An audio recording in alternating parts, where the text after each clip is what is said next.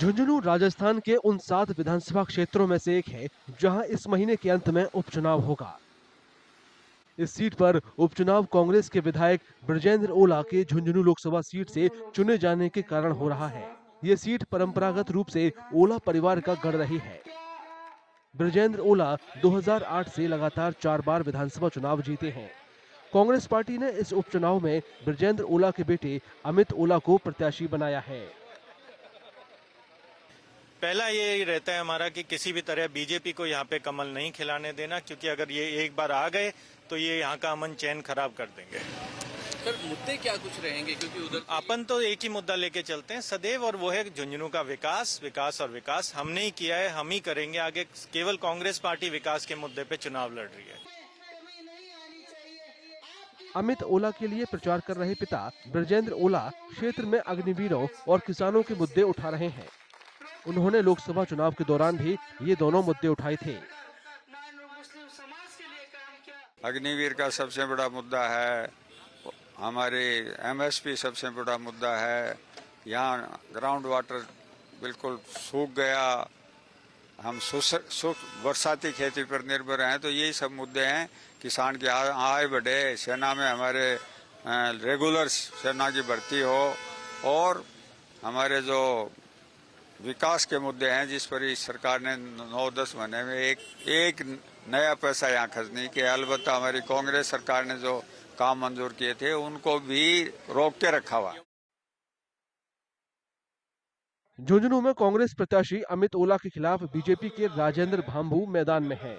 पिछले विधानसभा चुनाव में पार्टी ने उन्हें टिकट नहीं दिया था, जिसके बाद वो निर्दलीय चुनावी मैदान में उतरे और तीसरे नंबर पर थे। अब बीजेपी प्रत्याशी के रूप में लड़ते हुए भांभू को भरोसा है कि वो झुंझुनू में ओला परिवार की पकड़ को तोड़ने में कामयाब होंगे। ओला परिवार ने 26वीं बार चुनाव में वोट मांग रहे हैं। जनता ने मन बना लिया है कि जो उनके परिवार विशेष की जो यहाँ दास्तान थी उसको समाप्त करने का मन बना लिया। क्यों? कि न तो उनका जनता से जुड़ाव है, न वो विकास के प्रति कोई ध्यान है उनका।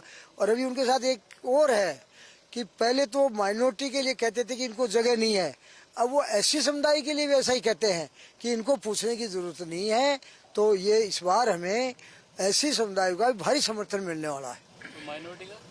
माइनॉरिटी का पढ़े लिखे लोग हैं, शिक्षित लोग हैं, वो व्यक्तिगत रूप से मेरे को काफी जुड़ाव है, उनका भी सहयोग मिलेगा।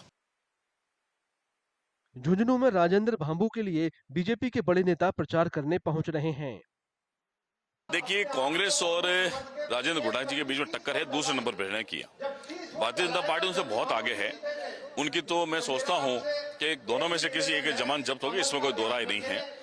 बड़े मार्जिन से हम लोग आगे बढ़ रहे हैं और लोगों का विश्वास जो है भारतीय जनता पार्टी के साथ जुड़ा हुआ है। इस बार बिना किसी बहकाव में आकर, परिवारवाद को ठोकर मारकर, तुष्टीकरण को ठोकर मारकर, सब लोग राष्ट्रवाद के साथ में, विकास के साथ में और मुख्यमंत्री के विजन के साथ में इस बार झुंझुनू की जनता खड़ी है।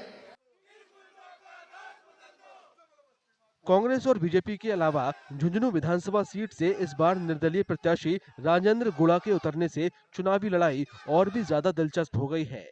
गुड़ा अशोक गहलोत सरकार में मंत्री भी रह चुके हैं।